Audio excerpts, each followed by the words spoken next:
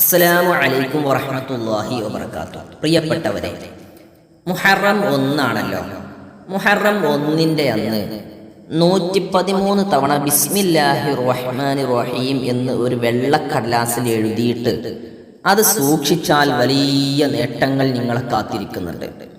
മഹാനായ ഇമാം ദൈറബി റളിയല്ലാഹു അൻഹു തൻ്റെ മുജറബാത്തും നിഹായത്തുൽ അമലിലുമൊക്കെ ഇത് പറഞ്ഞിട്ടുണ്ട്. ആ വലിയ നേട്ടം എന്താണ് എന്ന് നമുക്ക് പറയാം. എങ്ങനെയാണ് എഴുതേണ്ടത് എന്ന് പറയാം. എപ്പോഴാണ് എഴുതേണ്ടത്, എഴുതുന്നതിന് മുൻപ് ശ്രദ്ധിക്കേണ്ട കാര്യങ്ങൾ എന്തൊക്കെയാണ്, ഇത്ര കാര്യങ്ങളാണ് പറയുന്നത്. ശ്രദ്ധിച്ചു കേൾക്കണം. ഇത് എഴുതേണ്ട സമയം മുഹറം ആദ്യ ദിവസത്തിൻ്റെ രാത്രിയോ പകലോ. മുഹറം മാസം കണ്ടു എന്നറിയുന്ന രാത്രി അല്ലെങ്കിൽ അതിൻ്റെ പകൽ. എന്താണ് എഴുതേണ്ടത്? ബിസ്മില്ലാഹിർ റഹ്മാനിർ റഹീം എന്നാണ് എഴുതേണ്ടത്. അപ്പോൾ ഇത് എഴുതുന്നതിന് മുൻപ് ചില കാര്യങ്ങളൊക്കെ ശ്രദ്ധിക്കണം. നേട്ടം എന്താണെന്ന് ഞാൻ അവസാനം പറയാം. എഴുതുമ്പോൾ വുളൂ ചെയ്യുക. ഖിബലയിലേക്ക് തിരിഞ്ഞിരുന്ന് എഴുതാൻ ശ്രദ്ധിക്കുക. 2 റക്അത്ത് സുന്നത്ത് നിസ്കാരം, സാധാരണ സുന്നത്ത് നിസ്കാരം 2 റക്അത്ത് അതിന് മുൻപ് നിസ്കരിക്കുക. ആരോടും സംസാരിക്കാതെ പരമാവധി എഴുതാൻ ശ്രദ്ധിക്കുക. ഇതൊക്കെ ശ്രദ്ധിക്കുന്നത് വളരെ നല്ലതാണ്. ഇനി എഴുതുമ്പോൾ 113 തവണയാണല്ലോ എഴുതേണ്ടത്. അപ്പോൾ ഒരു വെള്ള A4 എടുക്കുക, അല്ലെങ്കിൽ ഒരു വെള്ള പേപ്പർ, വരെയൊന്നും ഇല്ലാത്ത പേപ്പറാണെങ്കിൽ വളരെ നന്നായി. എന്നിട്ട് അതിൽ ഒറ്റക്ഷരങ്ങളായിട്ട് എഴുതുക. ബാ ഒരക്ഷരം, സീൻ ഒരക്ഷരം, മീം ഒരക്ഷരം, അങ്ങനെ ഒറ്റക്ഷരങ്ങളായി എഴുതുക. അപ്പോൾ തന്നെ ശ്രദ്ധിക്കേണ്ടത് ബാഇൻ്റെ അടിയിൽ പുള്ളി ഉണ്ടാകും. ആ പുള്ളി ഇടേണ്ടതില്ല. അങ്ങനെ അക്ഷരങ്ങൾക്കുള്ള പുള്ളികളൊന്നും ഇടാതെയാണ് എഴുതേണ്ടത്.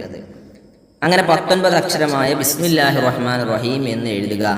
പിന്നെ നേരെ അതിൻ്റെ താഴെ വീണ്ടും ഒന്ന് എഴുതുക, പിന്നെയും ബിസ്മി എഴുതുക. അങ്ങനെ 113 തവണ നിങ്ങൾ എഴുതുക. നോക്കൂ, ഇങ്ങനെ എഴുതിയിട്ട് ഒരാൾ അത് മടക്കിയിട്ട് നമ്മുടെ പേഴ്സിലോ മറ്റോ നമ്മൾ കൊണ്ട് നടക്കുന്ന ചുമക്കുന്നതിലോ ഒക്കെ സൂക്ഷിച്ചാൽ ഇതിൻ്റെ നേട്ടം എന്താണ്? വളരെ കുറഞ്ഞ സമയം കൊണ്ട് ഏതൊരാൾക്കും ഒരു കടലാസ് എടുത്ത് എഴുതാൻ കഴിയുമല്ലോ. അങ്ങനെ എഴുതിയാലുള്ള നേട്ടം, എഴുതിയ വ്യക്തി, അവരുടെ ഭാര്യ, സന്താനങ്ങൾ, ഇവർക്ക് മരണം വരെ വെറുക്കപ്പെടുന്ന ഒന്നും കാണേണ്ടി വരില്ല. നേട്ടത്തിൻ്റെ വലുപ്പം എത്ര നിങ്ങളെന്ന് പറയുമ്പോൾ ഞങ്ങൾക്കൊരു പക്ഷെ ബോധ്യപ്പെട്ടിട്ടുണ്ടാവില്ല. എഴുതിയ നമ്മൾക്കോ നമ്മുടെ ഭാര്യയ്ക്ക് മക്കൾക്കൊക്കെ വെറുക്കപ്പെടുന്ന ഒരു കാര്യം മരിക്കുന്നത് വരെ കാണേണ്ടി വരില്ല. എത്ര വലിയ അനുഗ്രഹമാണത്. ആപത്ത് മുസീബത്തുകൾ അയാൾക്ക് വരില്ല തുടങ്ങി ഒരുപാട് അനുഗ്രഹങ്ങൾ നിങ്ങൾക്ക് ഇതുമൂലം കിട്ടും. അപ്പോൾ വളരെ നിസ്സാരമായ സമയം മതി. ഇൻഷാ അല്ലാഹ് നിങ്ങളൊക്കെ എല്ലാവരും ഇത് ശ്രദ്ധിച്ച് ഇൻഷാ അല്ലാഹ് ഓതണം, എഴുതണം. എന്നിട്ട് ഇതൊരു 113 വട്ടമൊക്കെ ചൊല്ലിയിട്ടൊന്ന് ദുആ ചെയ്താൽ വലിയ നേട്ടം കിട്ടും. അല്ലാഹു ബർക്കത്ത് ചെയ്യട്ടെ. അസ്സലാമു അലൈക്കും.